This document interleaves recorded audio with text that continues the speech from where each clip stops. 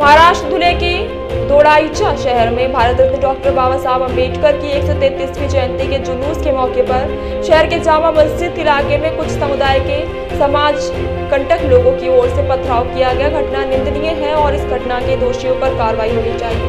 ये संवेदनशील घटना की गहनता से एसआईटी या केंद्रीय जांच एजेंसियों से जांच कराई जानी चाहिए और मौका के तहत कुछ दोषी समाज कंटक आरोपियों पर कार्रवाई होनी चाहिए। ऐसी मांग पीड़ित अम्बेडकरी समाज के लोगों ने प्रेस कॉन्फ्रेंस में की।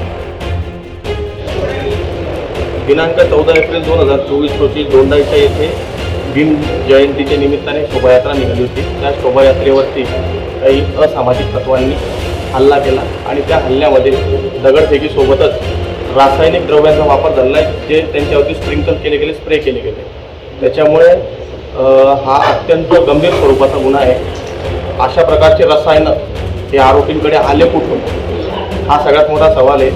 त्याचप्रमाणे अशा प्रकारचे रसायन हे जर कधी आज फवारताय तर उद्या उठून बॉम्बस्फोट वगैरे करण्याची सुद्धा शक्यता आहे। त्याच्यामुळे या सर्व घटनेमध्ये पोलीस यंत्रणा ही सपशेल अयशस्वी ठरलेली आहे।